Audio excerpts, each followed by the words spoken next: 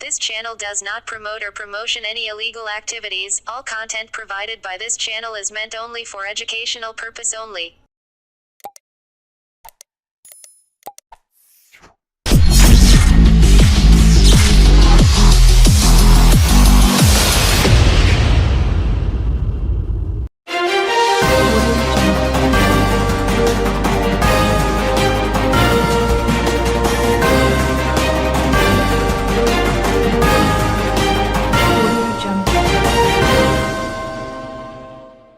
চন্দননগর প্রবর্তক সেবা নিকেতনের ঘটনায় ৩ জন অভিভাবককে গ্রেফতার করল পুলিশ। চন্দননগরের বড়াইচণ্ডীতলার সরকারপাড়ায় রয়েছে চন্দননগর প্রবর্তক সেবা নিকেতন। এখানে দুটি বিভাগে মেয়েদের রাখা হয়, যার মধ্যে একটি জুভেনাইল জাস্টিস বিভাগ ও অপরটি সাধারণ বিভাগ। এই প্রবর্তক সেবা নিকেতনের সভাপতি পরিমল ব্যানার্জির নামে চাইল্ড ওয়েলফেয়ারের পক্ষ থেকে চন্দননগর থানায় জুভেনাইল জাস্টিস বিভাগের মেয়েদের ধর্ষণ এবং যৌন নির্যাতন করার অভিযোগ করে। তারপর থেকেই পরিমল ব্যানার্জি গা ঢাকা দেয়। বৃহস্পতিবার চাইল্ড ওয়েলফেয়ার দফতরের আধিকারিকরা ওই সেবা নিকেতনে যান এবং অভিভাবকদেরকে ডেকে মিটিংয়ে বসেন। সেই মিটিংয়েই চাইল্ড ওয়েলফেয়ারের পক্ষ থেকে অভিভাবকদের জানানো হয় তাদের মেয়েদেরকে এখান থেকে বাড়ি নিয়ে চলে যেতে। তখনই অভিভাবকরা জানিয়ে দেয় পরিমল ব্যানার্জি সামনে এসে না বলা পর্যন্ত তারা তাদের মেয়েদেরকে এখান থেকে নিয়ে যাবে না। এরপরেই চাইল্ড ওয়েলফেয়ার দপ্তরের আধিকারিকদেরকে ঘেরাও করে রাখে অভিভাবকরা। চন্দননগর থানার পুলিশ সেখানে গিয়ে তাদেরকে উদ্ধার করে। পুলিশের অভিযোগ ওই সেবা নিকেতনের মধ্যে থাকা চাইল্ড ওয়েলফেয়ার অফিসারদের দুটি গাড়ি ভাঙচুর করা হয়, এমনকি পুলিশদের কাজে বাধা দেওয়া হয়। এই নিয়েই পুলিশের সাথে অভিভাবক এবং ছাত্রীদের তর্ক বিতর্ক শুরু হয়ে যায়। পরে চন্দননগর পুলিশ কমিশনারেটের ডিসি হেডকোয়ার্টারের নেতৃত্বে বিশাল পুলিশ বাহিনী ঘটনাস্থলে উপস্থিত হয়ে পরিস্থিতি নিয়ন্ত্রণে আনে। গতকাল রাতেই সরকারি সম্পত্তি ভাঙচুর ও পুলিশি কাজে বাধা দেওয়ার অভিযোগে পুলিশ ৩ জন অভিভাবককে গ্রেফতার করে। আজ ৩ জনকেই চন্দননগর মহকুমা আদালতে তোলা হয়। আজ সকাল থেকে বেশ কিছু অভিভাবক তাদের সন্তানদের এখান থেকে নিয়ে চলে যায়। তবে বেশি সংখ্যক অভিভাবকদেরই মতো তারা কোনোমতেই এখান থেকে তাদের সন্তানদের নিয়ে যাবে না। নিয়ে গেলে তাদের ভবিষ্যৎ নষ্ট হবে। এই সময় তারা আর কোন স্কুলে গিয়েই ভর্তি হতে পারবে না।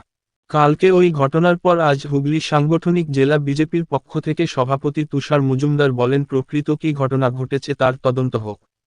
যাদের আটক করা হয়েছে তাদের যদি গ্রেপ্তার করা হয় তারা চাইলে আমরা আইনি সাহায্য দেব।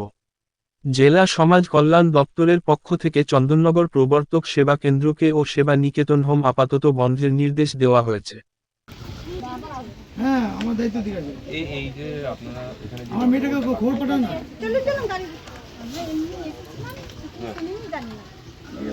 না, কালকে তো বলেছিল বাচ্চাদেরকে নিয়ে চলে যেতে, সেই জন্য কি জন্য এখানে রেখেছিলেন, কি জন্য ওরা জানে সব, ওরা তো জানে না বলছি যে এই যে সব কিছুই নিয়ে চলে যাচ্ছেন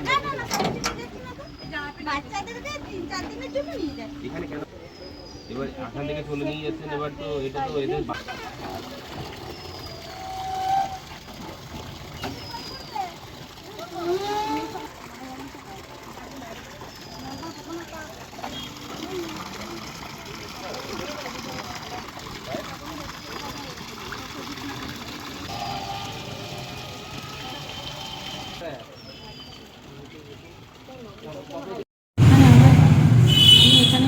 আমি এটা জানি আমার স্বামী নির্দোষ, আমার স্বামী আদৌ বেঁচে আছে কি মরে গেছে আমি কিছুই জানি না।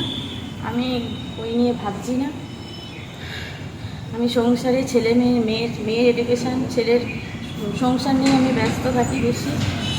আর মনের অবস্থা আমার একদম ভালো না।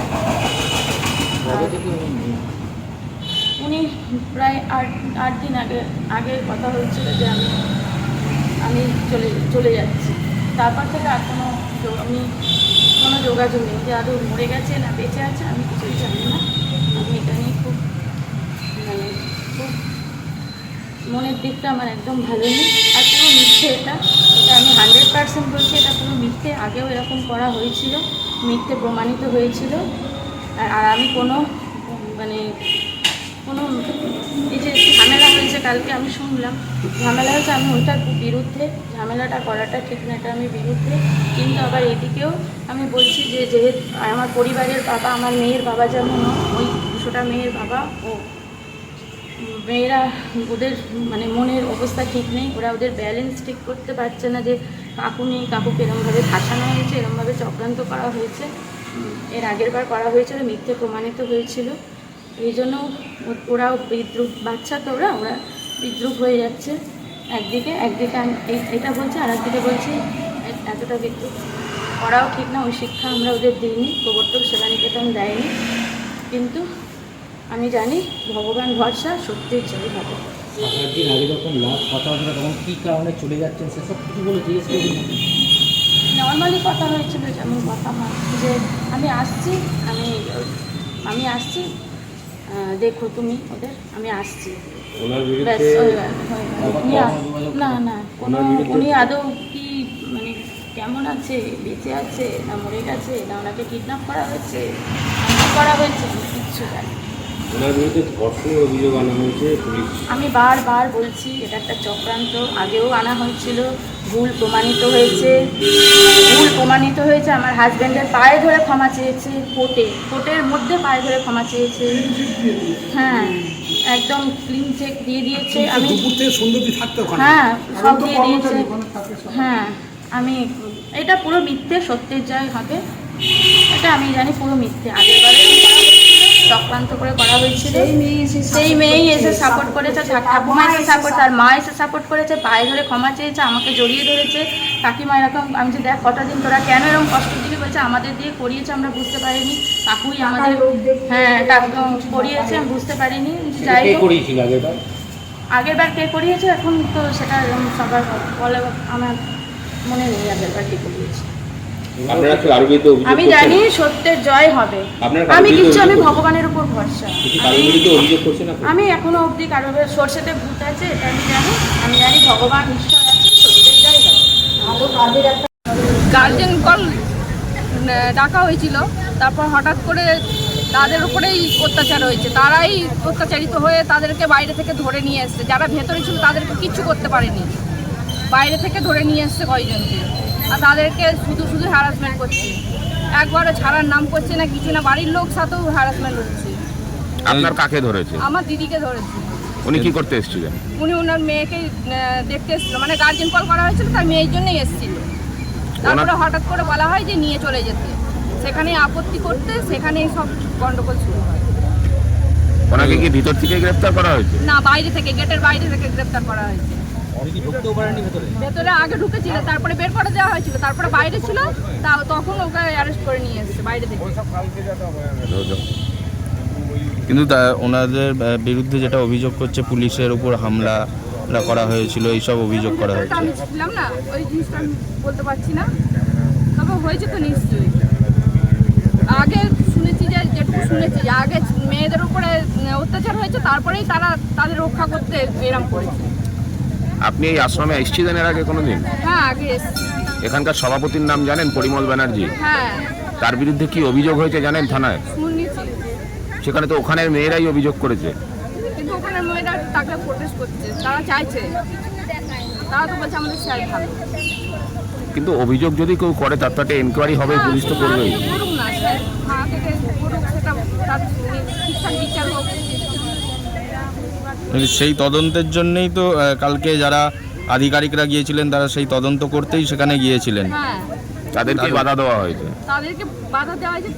দেখুন, যারা করেছে তাদেরকে তো মূল ধরে আনতে পারেনি, যারা এখানে কিছু করেনি তাদেরকে ধরে এনেছে। যখন মিটিং ছিল আপনার দিদি সেখানে উপস্থিত ছিলেন তো, তখনই তো তাদেরকে আটকে দেওয়ার একটা অভিযোগ উঠছে। হ্যাঁ,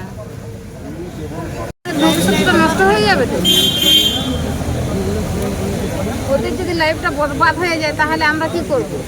আমরা তো দিয়েছি এখানে শিক্ষা পাওয়ার জন্য। আমাদের এখানে মেয়ে আছে 5 থেকে, আজকে 10-এ পড়ে, তাহলে এই এতদিন এইসব অশান্তি হয়নি, আমরা কি করে জানবো ভালো কি মন্দ? আমরা তো জানি না। তাহলে এই হঠাৎ করে আমাদের ঘরে কালকে ফোন করে ডাকা হয়েছে যে মিটিং হবে, কাউকে বলেছে 10টার মধ্যে মিটিং হবে, মিটিং শুরু হবে। আমরা এসেছি, ঘর থেকে বেরিয়েছি 7টার সময়, 7টার মধ্যে বেরিয়ে আমরা এখানে এসেছি 10টার মধ্যে। এখানে এসে শুনছি যে 3টের সময় মিটিং হবে। ঠিক আছে, দিদিরা এলো, মিটিং বললাম, মিটিং হচ্ছে বাচ্চারা স্কুলে গেছিলো, ওখান থেকে এসে আমাদের সঙ্গে মিটিং হচ্ছে, বলছে বাচ্চাদের ঘরে নিয়ে চলে যাবে। বাচ্চাদের ঘরে আমরা বলছি কেন নিয়ে যাব, বাচ্চারাও তো যেতে চাইছে না, বাচ্চারা কি করে যাবে, ওদের ভবিষ্যৎটাই তো নষ্ট হয়েছে। কিন্তু এই যে ঘটনা হয়েছে এরপরে কি বাচ্চাকে এখানে রেখে গিয়ে বাড়িতে গিয়ে আপনি নিশ্চিন্তে থাকতে পারবেন? না, ওখানে গিয়ে থাকতে পারবো না। আর কি চাইছেন এখন আপনারা? এখন একটা সিদ্ধান্ত করে দেওয়া হোক। চাইছি কি এখন বাচ্চারা এখানে থাকবে, পড়াশোনা করবে, বাচ্চার সবাইও কোনো কিছু না হয়। আপনাদের মেয়েদেরই কিন্তু প্রবলেমটা হয়েছে। কিন্তু যদি এখানে তো একটা সমস্যা হয়ে যে নিয়ে চলে যেতে বলছে, সেই ক্ষেত্রে কি এখান থেকে কিছু হবে বলে মনে করছেন আপনারা? আমরা বলছি কি বাচ্চারা যে আমরা এখন নিয়ে যাব কোথায়, ওরা কারা ভর্তি নেবে, মাঝপথে ওদের তো অন্ধকার হয়ে যাবে ভবিষ্যৎটা। আমরা বাচ্চাদেরকে নিয়ে আমরা কি করবো এখন? আমরা যে বাচ্চা নিয়ে যাব, বাচ্চারা কারা কি ভর্তি নেবে? কি নাম আপনার, কি নাম? এখানে রেখে গিয়েও কি বাড়িতে গিয়ে শান্তি পাবেন আপনারা? শান্তি মানে কি, আমরা ঘুরিয়ে ফিরিয়ে সবাই থাকবো, সবাই গার্জেনরা ঘুরিয়ে ফিরিয়ে সবাই থাকবো, 5 জন করে থাকবো, সবাই ঘুরিয়ে ফিরিয়ে থাকবো। মেয়েদের তো মাধ্যমিক পরীক্ষাটা দিতে হবে। এখানে কি থাকতে দেয়? মায়েদের তো থাকতে দেয় না। তাহলে সেই ক্ষেত্রে কি করে থাকবেন আপনারা?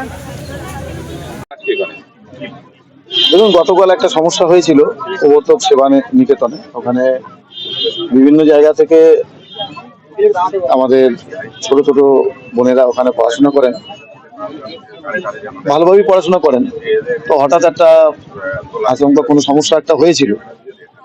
এবার বিস্তারিত তথ্য তো ভিতরে জানি না যে কতটা কি হয়েছিল, তো সেটা হঠাৎ সামনে ভেসে আসে।